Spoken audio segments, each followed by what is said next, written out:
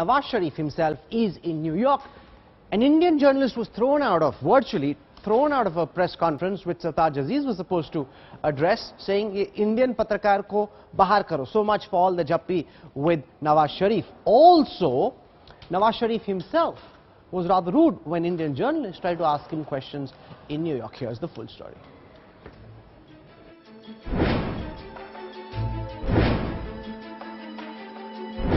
Pakistan Prime Minister Nawaz Sharif, his Foreign Affairs advisor Sartaj Aziz running away from the Indian media, ducking questions on Uri. A tight security cover under the Pakistani leaders to stonewall questions on the Uri terror strike. Before Nawaz repeated his Kashmir rhetoric during his meet with the US Secretary of State John Kerry. Nawaz sir, no press sorry sir एक सवाल ले लीजिए sir, Jammu Kashmir में जो अभी attack हुआ excuse me not now sir Uri attack पे sir excuse me sir not now please. As Nawaz prepares for a fresh Kashmir rant at the UNGA on Wednesday, this is the proof he avoided. Recoveries from the Jaish terrorist, made in Pak markings on food. The arms haul, huge. AK-47s, hundreds of rounds of ammo, scores of grenades, 2 grenade launchers. It's clear the Pakistani terrorists had devastation on their mind.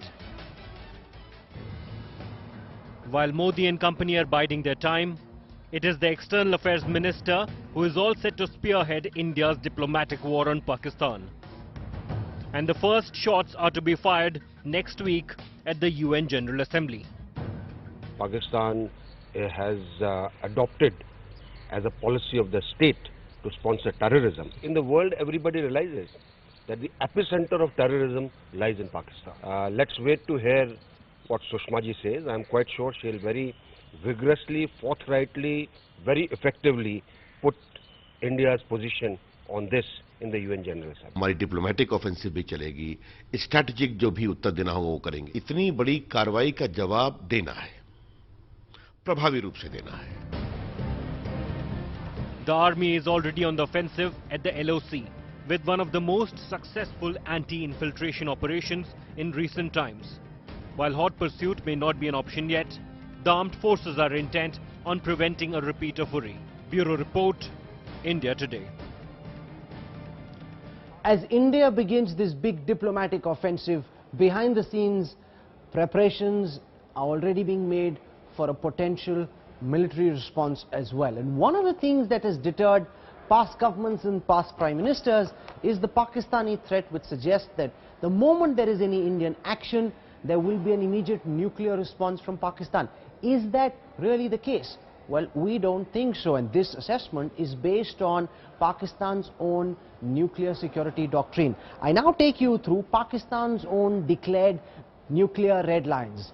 This was established by Lieutenant General Khalid Kidwai. Khalid Kidwai was the longest serving director of Pakistan's Strategic Plans Division. He is a very seasoned general, got multiple extensions, and established Pakistan's nuclear doctrine after their tests in the 90s. Now, unlike India, remember, Pakistan does not have a no first use doctrine, and therefore keeps using the threat of using tactical nuclear weapons, and that is held out as a supposed deterrence. The whole idea behind trying to put out these tactical nuclear weapons as a deterrent is to ensure that there is no military action from India's side. So that's the broad context. Keep talking about how you will use a nuclear weapon to ensure that even the smallest military action doesn't take place from India's side. But how long can this game go on? How long can India follow this policy of strategic restraint? Let me now take you through what Pakistan's nuclear red lines are. Remember, Khalid Kidwai, the former director of Pakistan's Strategic Plans Division, actually spoke in a seminar in Washington about these nuclear red lines. We've looked at what he said at the Carnegie Institution, and that's how we've got these 4 red lines. Red line number 1 is the space threshold. If India were to conquer large parts of Pakistan, remember the word large there is very crucial, because this is a word that's been used by Khalid Kidwai himself, the father of Pakistan's nuclear doctrine. So if India were to actually mount a ground offensive and conquer large parts of Pakistan, that's threshold number 1. which essentially means if India were to do this, Pakistan says we will go out and use a nuclear weapon. Threshold number 2, which is a military threshold of sorts, where India destroys large parts of the Pakistani army or air force. Hypothetically speaking, we use our fighter jets to go and bomb large parts of the Pakistani army or military installations. That too is considered a nuclear red line.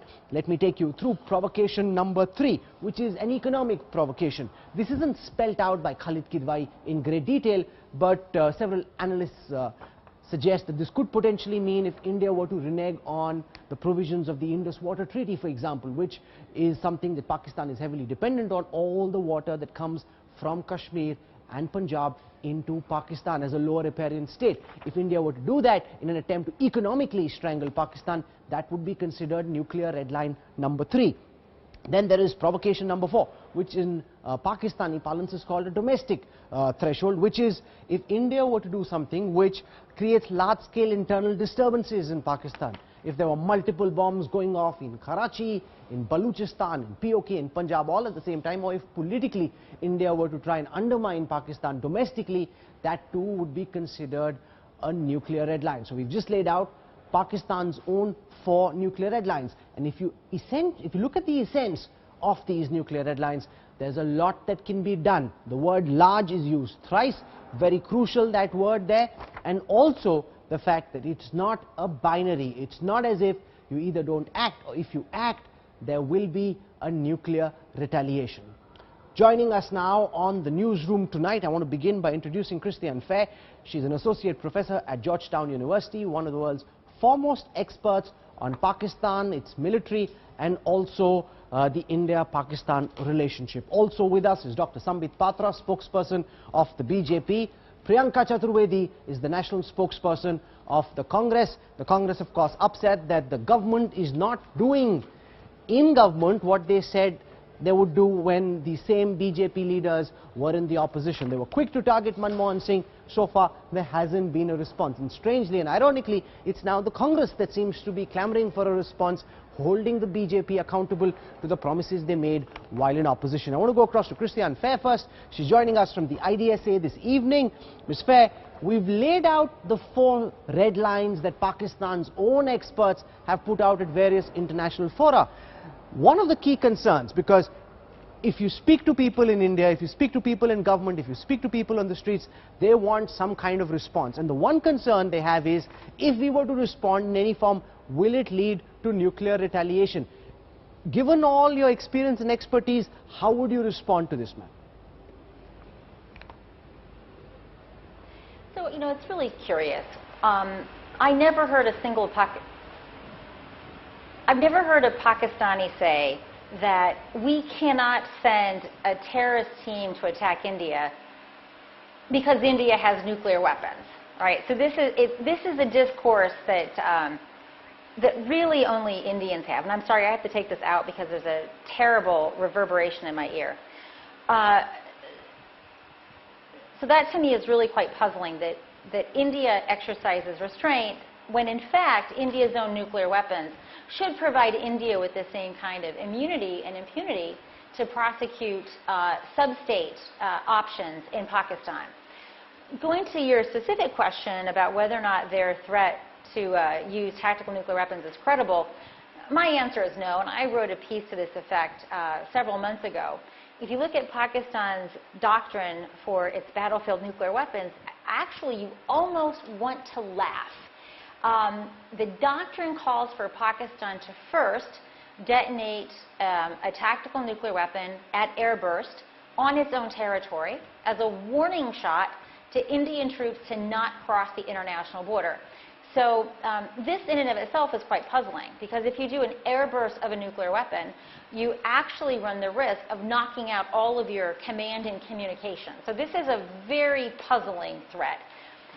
The next level of escalation in their doctrine calls for the use on tactical nuclear weapons on Indian troops should they pass into Pakistani territory. Now, this is a really interesting question for India to game. So if you look at the battlefield loss calculations from the use of these nuclear weapons, obviously India would be behooved to threaten major population centers in places like Sialkot or Lahore, because Pakistan's own fatalities would obviously be much higher than if India threatened to move across the Thar Desert, where there would be virtually no fatalities. So this gives actually India a lot of wiggle room to exploit the ridiculousness of Pakistan's interesting there. battlefield Sambit nuclear weapons Patra, doctrine. you just heard Christian The Fair, logic is, one of the world's in foremost using these experts on weapons on India's Pakistan's forces nuclear in arsenal space and on the India-Pakistan relationship. She's saying India's nuclear arsenal actually gives India a lot of wriggle room. Instead, it's somehow seen as a liability all this while, that if we were to attack, there'll be nuclear retaliation, and that's the larger discourse that seems to be going around. On the basis of what Christian Fair is saying, and also on the basis of your own calculations, do you believe the time has come to call that bogey, that it is not a binary, it's not an option that you either don't do anything or that there'll be a nuclear war? As Christian Fair says, there's a lot of wriggle room, and that wriggle room needs to be explored. Dr. Patra. First, I have a tremendous amount of respect for Christian Fair. I have in fact gone through a number of her books, and if I remember correctly, once a Pakistani had asked her a question as far as Kashmir is concerned, and the way she had given back to the Pakistani, saying that the plebiscite of UN in fact was conditional and sequential, was a phenomenal answer, which I appreciate. Having said that, as far as nuclear war is concerned, see, I am the spokesperson of the ruling political party, so I have to be extremely cautious when I even utter the word nuclear war.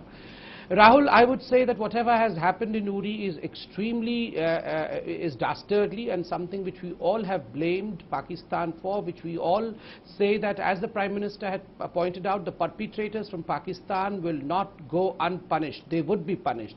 But as has been stated by DGMO yesterday, that the green flag has been shown to the army, as you were also pointing in your report, and the army will in fact now select the time, the place and the way of action. Let that be the choosing of the army. Let not me, as a spokesperson of a political party, reflect on this. And I want to put that question to Priyanka Chaturvedi, because we're seeing from the Congress a certain sense of impatience. When you were in government, we didn't see any form of military retaliation from the UPA. Now when you're in opposition, you're holding, you're constantly urging, you're almost seeming as if you're provoking the government into going out and doing something. We heard the Director General of Military Operations say there will be a response, but that response will be at a time and place of India's choosing. Should there not be a more bipartisan approach, Priyanka, to the provocation, instead of seeming to politically provoke the government? Okay. No, a couple of things I'd like to make clear here. Firstly, I couldn't hear what Ms. Fair's argument was because my phone got disconnected, so I couldn't really hear what she was saying. Secondly, I do not understand why do you think it is, we are not showing the spirit that needs to be shown, where we have categorically, time and time again, every day of our press conference I mentioned, whatever decision the government chooses to take, we stand by them. We stand together as far as nation's security is concerned. But yes, we are not talking about military options. What we are talking about is a strategy which the government is also clear about, which we do not see coming. We saw similar words coming from the government during the Pathankot attack, Gurdaspur attack, and now we are seeing similar words being spoken with this particular attack, the Uri attack. So what we want and what we are expecting of the government now is to come out with a strategy to understand how to best tackle Pakistan. We are not saying have military action or do what is needed, or call out a war there, or go into a war with Pakistan. What we're saying is come out with a strategy which isolates Pakistan, which exposes Pakistan and all their terror activities that they have been indulging in over the years. You're accusing the Modi government of being inconsistent. You're saying that there is more talk, less action. Is that a fair charge?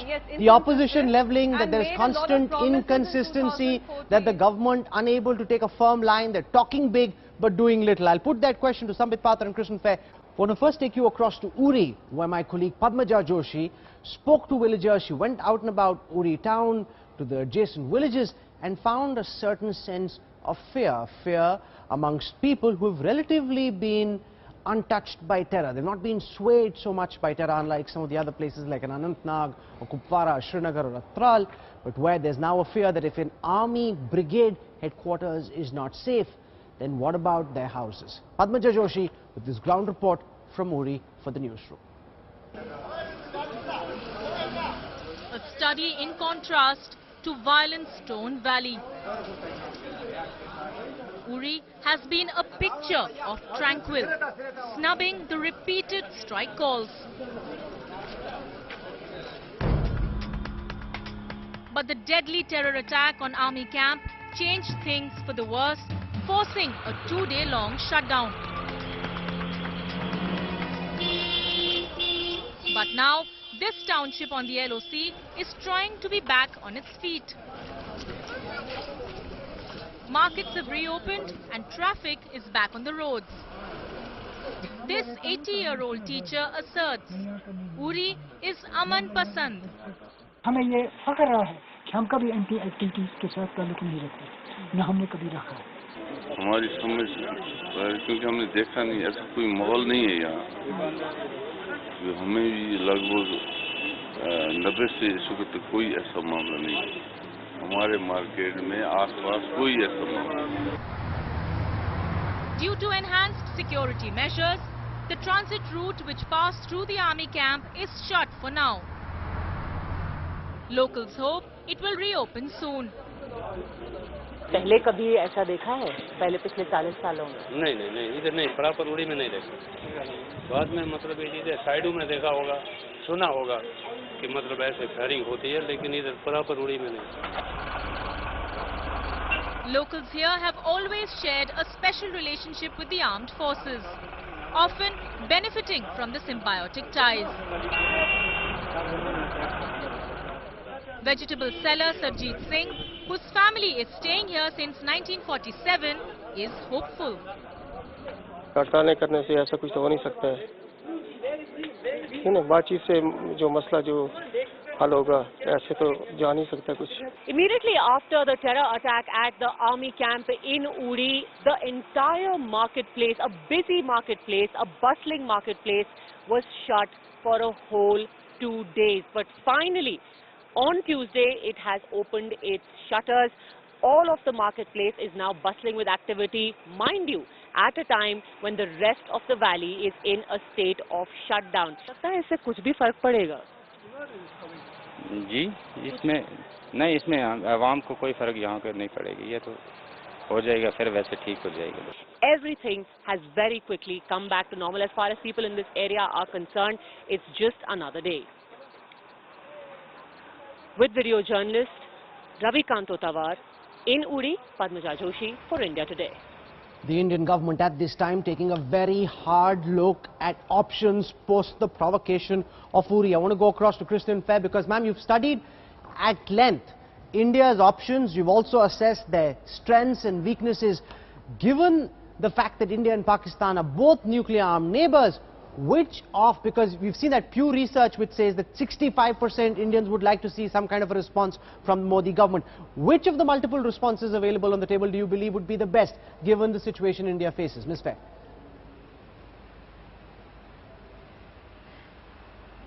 So look, I think this is a question that's really best posed to someone who's actually close to your military, because what I've observed in the Indian discourse is there's been a lot of discussion about what would be nice to do. But my understanding is that after the Gurdaspur attack, there was an interest, for example, in launching punitive airstrikes across the LOC using precision-guided munitions well within Indian airspace, but that the conclusion was that Pakistan's air defenses were rather robust, surprisingly so, and that therefore deprived India of that option. So I'm not really well situated, speaking bluntly, to say what the actual options are. But I can say that there are a range of possibilities. I mean, I think that if India did have the capability of conducting strikes across the LOC, particularly if they were within Indian airspace to take out terror camps, this would be something that Pakistan would simply have to suck up. Pakistan would have no support to do anything in response except to suck it up. And I've actually been quite heartened by the international response to this. I wish that, for example, President Obama and earlier, after Uri, the State Department's formal response to Uri, I wish that they'd actually mentioned Pakistan formally. But I think that the way in which the United States in particular is responding to this has been quite different.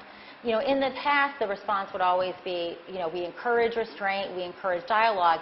You don't see that kind of language, and I think that's a really important shift.